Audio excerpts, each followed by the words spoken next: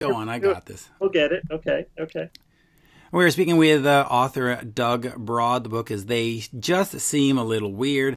It is the story of how Cheap Trick, Kiss, Aerosmith, and Starz remade rock and roll. And as we say here in Montreal, bonjour, Doug. How are you? Bonjour. I'm fine. Yes. I'm fabulous as well today. But let me talk to you about this book because I didn't realize when I was going through it that it was going to be so incredibly detailed. I mean, you got the nooks and crannies on these bands. Was that the original concept to really sort of get in there and get super detailed? And if so, why not do four books? One on Aerosmith, one on Kiss, one on Starz, and one on Cheap Trick. That's a great question. Well, the idea, believe it or not, the idea for the book came to me. I mean, I love all four bands. They're four of my favorite bands. But I was looking at the Gene Simmons solo album from 1978 when Kiss did the four solo albums, and members of the three other bands all play on Gene's record. And I saw that and I wanted to investigate, like, what are the ties between these four bands? I mean, most of them played together on tour. Some of them shared management, some of them shared producers. They collaborated with each other. Some of them were very friendly with each other. And I saw it as like looking into 70s hard rock, but through the eyes of this like group of bands. And that was kind of the way I approached it. And the level of detail was just a function of my doing, I guess, a lot of research. I interviewed 136 people on the record for the book. Not all band members either. I did a lot of people outside of the bands, the roadies, the PR people, fans, Yeah, you bookers. had Carol Kay in there. I was like, oh, Carol's got a got a spot. Nice.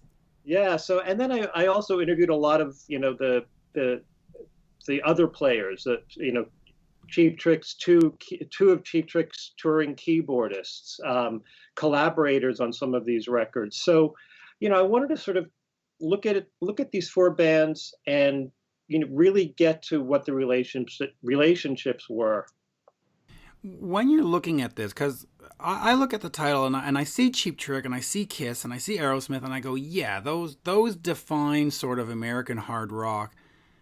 Why the inclusion of Starz now? And I don't mean that in a disrespectful way, but I'm a Canadian, and from the Canadian perspective, you say Starz, I go, yeah, well, they're in the sky, and I don't mean to be rude about that, but what was their importance in all of this, and how did you determine to put them in rather than a Journey or a Foreigner or Styx? Okay, well, that's a great question. I mean, for me, it was the beauty of going back to the Gene Simmons record. All four of these bands are represented on that album, and that's kind of where I wanted to jump off the story. With regard to Starz, I mean, obviously they had many deep ties to Kiss. They were both managed by Bill O'Coin. Um, you know, they collaborated back in the day. Starz opened for Kiss actually only one show in Toledo, Ohio in '76.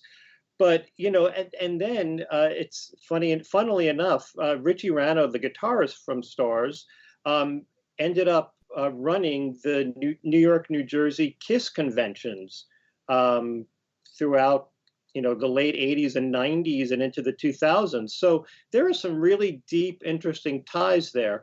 But to go back to the original question, I mean, you're right. I mean, there could have been other bigger bands to cover, but in the case of Starz, I mean, I love the band. I think they're a great band and they're very underappreciated. They're also this band that were always kind of seen as like not quite the A level, not quite the stadium or the Coliseum headliners, but they always played on these bills. And I wanted to investigate why a band like this, with high powered management, with four albums on a major label, Capitol, with Jack Douglas producing two of their records. Like, why didn't they make it? There are a lot of bands on that level from that era, and I always wanted to sort of discover why these bands never really attained what they could have attained. And I thought that was a good way to sort of work them into the book as kind of an investigation into why these B-level bands stayed at the B level. Well, you know, it's funny. I just did a bit with Alan Niven, my co-host, on a band and why it stays at that B level. Going through this research, why do you think they did stay at that level? Because you look at the musicianship from Cheap Trick or Kiss or Aerosmith, you know, it's all about the same. Even the guys in Stars is about the same. What is the sort of the secret sauce that gets you to the A level? Because we were discussing, me and Alan, this band called Blackstone Cherry. They've been around for 20 years, but they always play theaters. You know, they're not Madison Square Garden. And yet they've got the music, they've got the thing, the band is there, and they just can't get that step. Why do you think a band like Stars or a band in general can't get that extra step? What is the secret sauce that Madonna has, that U2 has, that these bands have? From what I've gleaned from all my research is that, first of all, you need songs on the radio. From that era in the 70s, you needed to have songs on the radio in order to sell records, in order to have bookers put you in the high profile slots. In the case of Stars, they were the perennial opening band. So they never really got out of that sort of niche. And also in the case of Stars, you know, they were sort of, they came through the billow coin factory, if you will. And, you know, they were never a club band. They always played theaters and arenas as opening bands, and then sometimes headlining themselves as, you know, in theaters. But they always played, you know, to the back of the room, to the back of the stadium or the arena, and they never really came through the trenches, through the dives, through the, you know, the dirty bars. And they also had this very interesting pedigree. I don't know if you knew about. So two of the guys in Stars came from the band Looking Glass that had a hit song with Brandy You're a Fine Girl. One of the guys, Richie Rano, the guitarist, he was in the band called Stories, and he joined right after they had a hit with Louie Louie. So they came from like not a hard rock background. So they had this hurdle to, you know, they didn't want to be seen as these, you know, fake guys playing hard rock. So they had a very interesting kind of, they had obstacles thrown in front of them at every turn. You know, their songs were great, but sometimes they were a little involved. They weren't as basic maybe as Kiss, maybe as Cheap Trick songs were. They went on weird tangents sometimes. So there was a lot of that kind of maybe too clever for the room in their case.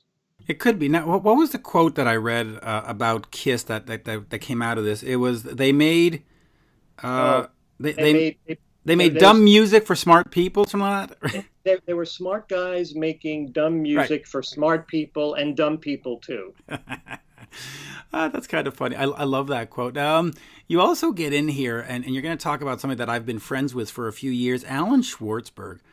Talk to me about how you decided to track down so many people, because, and I don't mean to be rude, but and I guess that's my thing today, but you know, there are a lot of these guys that are bit players and really behind the scenes guys, and I've got to tell you my Schwartzberg story. He one time told me that he ghosted on a Cheap Trick record. It got me a call from Bunny Carlos, who was exceptionally angry. He said, "That's BS. That's never happened, blah, blah, blah." And I have since been banned from interviewing Cheap Trick since that infamous call because of Alan. Talk to me about tracking down so many of the sort of behind the scenes guys, and why is it important for them to be part of this story? That's a great question. I mean, in the case of Alan and Neil Jason and Richard T. Bear, aka Richard Gerstein, they all played on the Gene solo record. Mitch Weissman, Yep. Eric Troyer. For the opening chapter of the book, the introduction, I wanted to really go deep into the making of that record. And you know, those guys know where all the bodies are buried, and they, you know, they were around forever. You know, Sean Delaney, who worked with Kiss and worked with Stars, he's a very big part of this book as well. He's a big character, and those guys all worked with him as well in separate projects. So I felt it necessary to talk to these people who you don't normally hear from in a book like this, just to get their perspective and to get their history. I mean, these guys are, these guys are all in their 70s, their early 70s, mid 70s, and I want to get that stuff down there. I don't want to wait. So that was kind of my MO going into it. Yeah, and then of course Schwartzberg ended up on The Elder. He ended up on Kiss Animalize. So he's been around with the guys. You of course worked at Entertainment Weekly and Spin magazine. Neither one of those magazines were very big in covering these bands, but they did. I mean, there was the Spin covers in 1996 for the Kiss reunion tour. Talk to me a little bit about the editorial aspect of that, where you have these great American bands, and you just say, yeah, because Rolling Stone gets a lot of, well, they have their own agenda, but what was it about the bands that here they are, they're big enough to play arenas, they're big enough to be iconic, you see Gene Simmons' face, you go, yep, that's Kiss, even if you don't know who Kiss is, and yet the popular magazines are like, meh, we're not going to cover them. We're going to stick to Nirvana, and we're going to stick to, Green Day. Yeah, I mean, I was editor in chief of Spin for 8 years, and the one thing that I tried to do was when I could get these bands in there. So for instance, I reviewed the Sonic Boom record for Spin, gave it a rave, but Spin was seen as and it was an alternative rock magazine, and I also put Cheap Trick in Spin a couple of times. So it was a different genre really, and there wasn't a lot of crossover, I think, with the readership. So I had to sort of pull the reins on that a bit. One thing I did, I did bemoan while I was at Spin, was every month we had to put an artist on the cover, and very often we found ourselves with this dilemma, like, who do we put on the cover this month who's going to sell a magazine, who actually looks cool? And back in the early 2000s, mid 2000s, there weren't a lot of bands that looked like a gang, like a Kiss or an Aerosmith or a Cheap Trick. So it became, okay, who do we put on the cover this month? Is it Death Cab for Cutie, Panic at the Disco, Eminem again? In my head, I'm going, no, definitely Well, no. that was Spin's thrust, and that Right, was of Spin's course. leadership, and Radiohead. So and this book was was really freeing for me, especially coming from this alternative rock background. I mean, my first love was Kiss and Cheap Trick in the '70s, and it was sort of nice to go back in time and sort of put this story together and interview some of the people who made some of my favorite music. Well, and you did it very well. Before I get back to the book, and I want to get back to the book, I just want to ask you, as the internet has taken over and everybody gets everything for free, and you click and you get it for free, how much impact did that have on Spin and Entertainment Weekly from being a paper, physical thing to moving online? How difficult was the transition? And ultimately, can they survive? Is it a survivable marketplace? That's a very interesting question. I mean, I left Spin probably a year before it went digital only, or a year and a half before it went digital only. So the answer to that is it's tough. And you see Rolling Stone now. Rolling Stone is now, I believe it's a monthly, oversized magazine, $10 cover price. Entertainment Weekly is no longer weekly; it's now monthly. Um, it's tough, and if I hope and pray that we have physical magazines, which I love to have in my possession and to hold in the future, but I can't say it's going to happen. I can't say they're going to still be there in 2 years' time. It's tough. Although I look at the newsstand and I see all these magazines in coming from the UK, classic rock and Metal Hammer, and they I don't know if they're thriving. I don't think they're thriving, but they're there, and they're still putting up the good fight. and that's reassuring to me. It is, and I mean, my opinion on that is everything changes, right? Everything moves forward. I mean, that's why we don't have as many, blacksmiths putting on shoe horses, horseshoes. But stuff moves, and that's just the way life goes. But at the same time, it is sort of sad to not have a stack of magazines, behind you where you can just flip back and go, oh, look at this circus magazine from 19. I mean, it is. It's a little too bad. In terms of your loving of these bands, how did that come about? Where were you? I mean, I know very well. My brother left some records out that he had borrowed from a friend, and boom, next thing you know, I'm a Kiss fan. Where do you come into contact with these bands and go, oh yeah, that's for me? Well, my first record that I bought with my own money was Elton John's Captain Fantastic and the Brown Dirt Cowboy. I was 11 years old, I think, when it came out, and I bought it.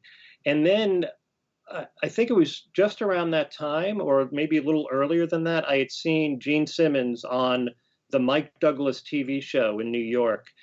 When they had this kissing contest to promote the first Kiss record. And I was a big horror, sci-fi, comic book guy. And when I saw that, I was like, oh, this band must be cool. So I saw them before I heard them. And when I heard them, I loved them too, because it's kind of dumb, simple, stupid rock. And for a 14-year-old, 15-year-old kid, it totally was, actually, no, I was like 10 or 11 at the time. It was totally up my alley. And then from there, I loved hard rock. I fell in love with Cheap Trick when I first heard them. And but then my taste changed. Like in 1979, 1980, I kind of moved into punk and new wave and kind of got tired with hard rock. And I always kept up with Cheap Trick. I didn't keep up with Kiss for a very long period of time, especially during the non-makeup era, although I did see them once during that era. But then when Sonic Boom came out, and actually before that, when they did the reunion tour in '96 with the makeup, I totally was all in again. I kind of was reliving my childhood. Oh yeah, I saw 11 of those reunion shows. I know exactly what you mean. You mentioned in that answer, you talk about you saw them before you heard them, and that you were impressed with the look. Do you think that at some point, look is, because you were in Spin and you had to choose for covers, how important is look in selling an artist? I think it's not as important today as it was back then, because back then you had no other, it was very hard to communicate this stuff. I mean, you looked in magazines, you didn't have the internet. Bands were rarely on television. There were no videos really. So if you could see Kiss or Cheap Trick on Don Kirshner's rock concert or American Bandstand or some other show in the US, Midnight Special, I mean, that was great. You'd have to stay up late to watch that. And if you were lucky enough to see them, if they were in your town, that was great too. But I think now, bands have been demystified. And I think artists want that to happen. And artists have gotten closer to their fans that way. But at the same time, as a fan of the aesthetic of a band, I think it loses something for sure. I mean, to me, it's the whole package. I don't like seeing guys playing on stage in street clothes. I mean, that's not fun for me as a concert goer. So I like something visual. I like the visual element. So that's something that really attracted me to all four of these bands. And that was one of the things that linked them in the book, is that they were four bands that really wanted to put on a show and give you your money's worth, and be theatrical. Yeah, and I'll take up on the point of demystifying. Back in the '70s, because I'm this, we're in the same age group. When Kiss came to town, they wouldn't come back for another 18 months, and you didn't know what they did between those 18 months. You had no clue. Same with Cheap Trick, same with Aerosmith. And then we got to the 2000s, and some people had the internet and some didn't. And all of a sudden, you knew the set list the next night. You knew, and at some point, it stopped being. you lost that mysticism. It's like, oh yeah, I know exactly what they're going to play. I know exactly when I'm going to take my bathroom break. Has the internet sort of taken the fun out of rock and roll? It has in a way. I was having a conversation with a mutual friend of ours, Sean Kelly, and we were talking about how back in the day, you you would you would buy a record sight unseen, and even if you didn't like it, you would force yourself to like it because you would play it so often because you realize you spent your $6 on it, and you're going to like this. You're going to find something likable about it.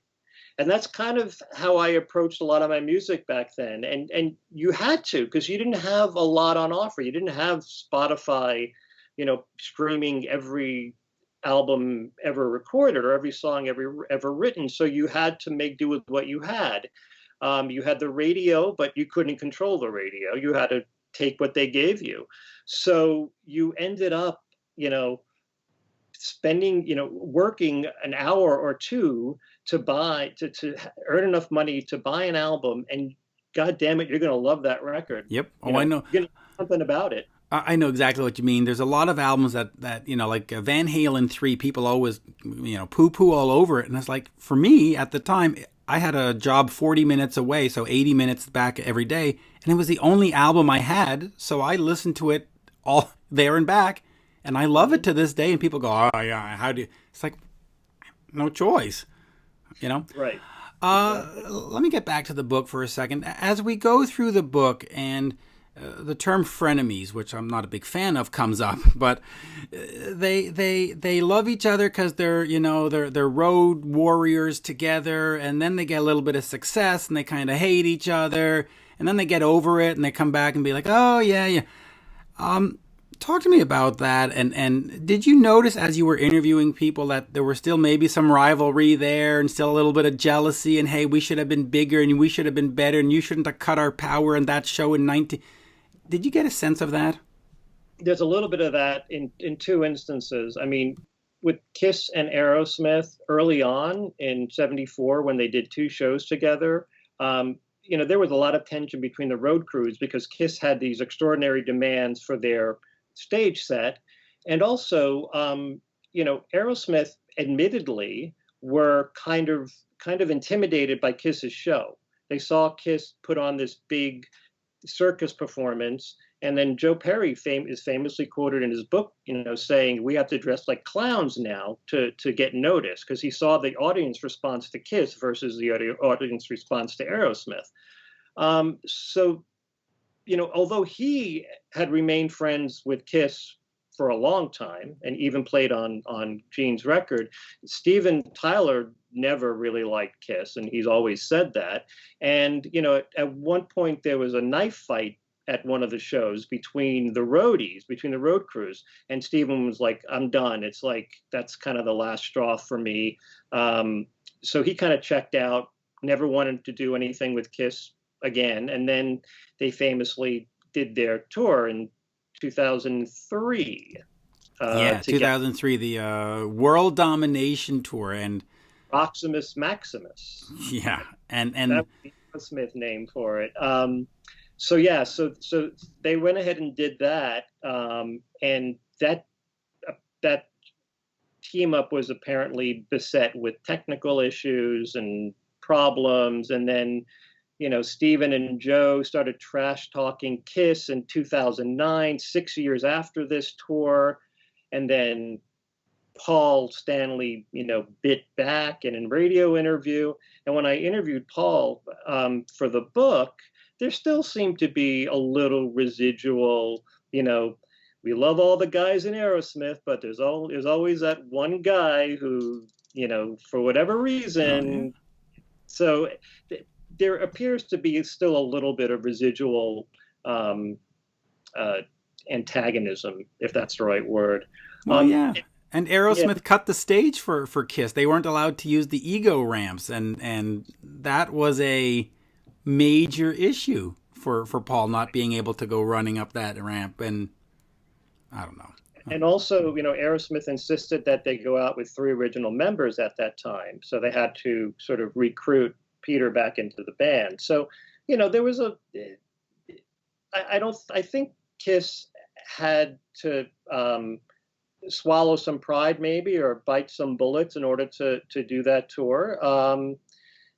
And it brought up some resentments, I think, all around. So it's tough. These guys have known each other forever, and they had been competitors for the longest time.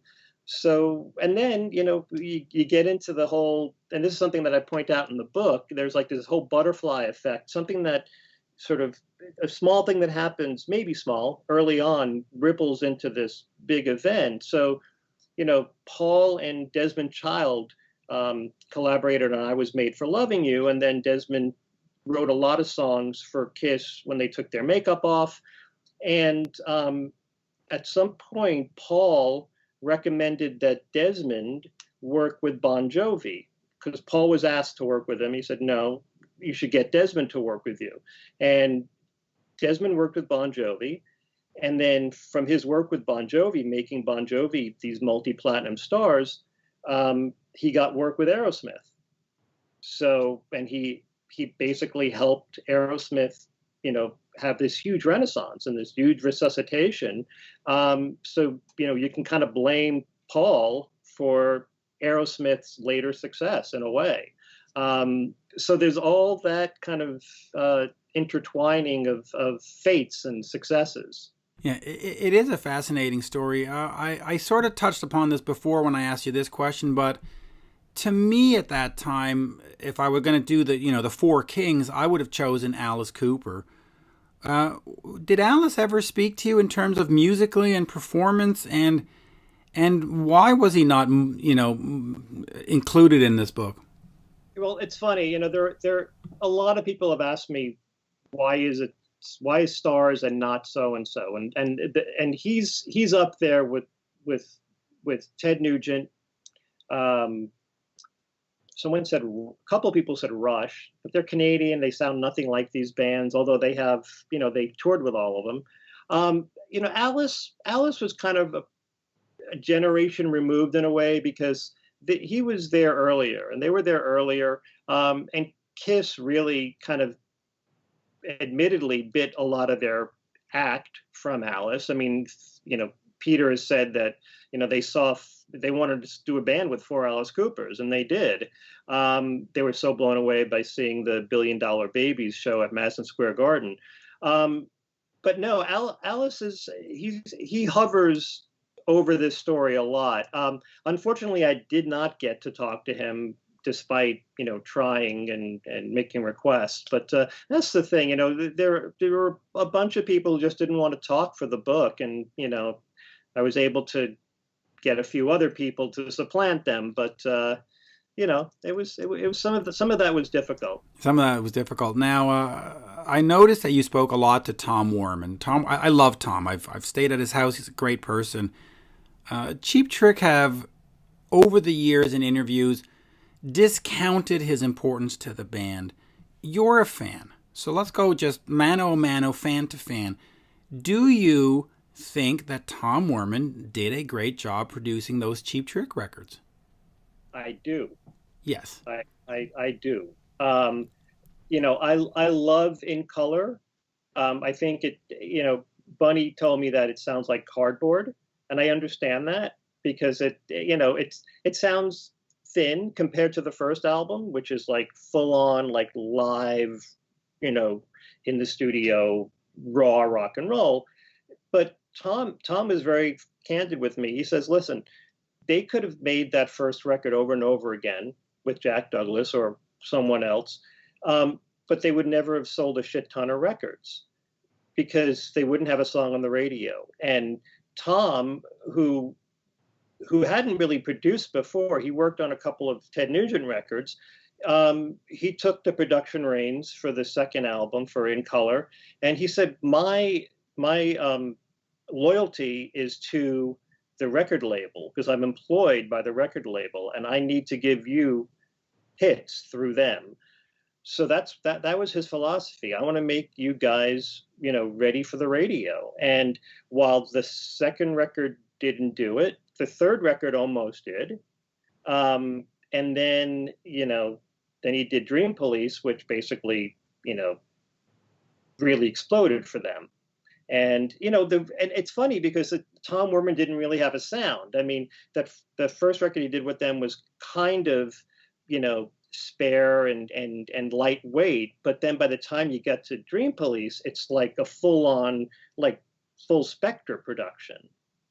Yeah, and it's just funny because you talk to Nikki Sixx or any of the guys in Motley Crue, and they go, "Oh, we don't like what Tom did," and then you look at the albums, you go, "Shout at the devil," and it's pretty, And then you talk to Dee Schneider, and he goes, "Oh, Stay Hungry, we hate it, Tom," and you go like, sold a shitload of records," and they all do that, and Cheap Trick do it too, and I'm just like, yeah. Anyway, in terms of moving forward, and do you see yourself writing other books with other sort of this kind of other historical bent to it, where you're going into Journey with Styx and Foreigner or REO Speed?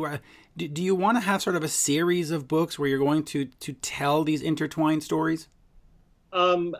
Probably not, actually. I mean, I Okay. think with this book, I kind of, forgive the expression, got a shot by wad. I mean, because this, to me, this was a very organic book to write.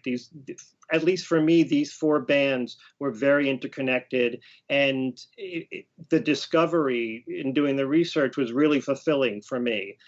I can't think of another four bands, and the bands that you basically suggested, I'm not huge fans of those bands. I mean, I need to be a big fan of all the bands I'm writing about. So yeah, I don't know what the next thing's going to be. I mean, it might not even be music. I'm not quite sure. Let me ask you this: since you were, of course, the editor of Spin and Entertainment Weekly, you do have an understanding of the business. I mean, you have to. You can't just show up.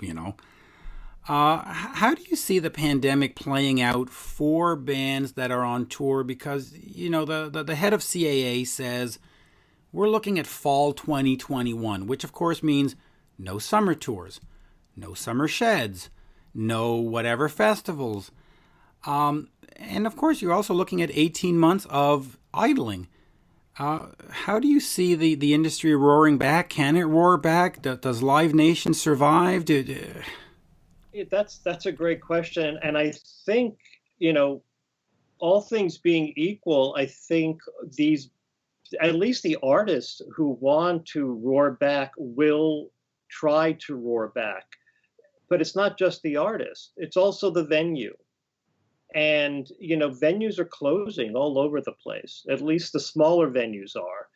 So it's going to be difficult. I mean, for the Taylor Swifts of the world and the Rolling Stones of the world and the Kisses of the world, they're going to be fine, if they still decide to play.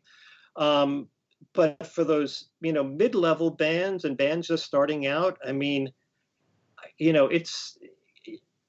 I hope there are venues. I really do. I hope the venues survive, or at least when all of this is over, that venues will start up again, and that more people will take chances on starting a club or a bar, or a music space.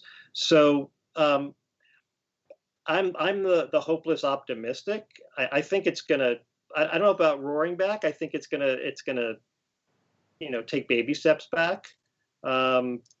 But I'm looking forward to going to shows again. I mean, I'm dying to go to shows. I know it is as though a bit strange because you mentioned the Taylor Swifts and the Rolling Stones, and they're at such a huge level that I don't know if they're going to be able to have stadium shows in the next year. Maybe the fall's too early for stadium shows, so they sort of don't have a place to play. Obviously, all the rookie bands that are playing bars, they've got no way to build a following.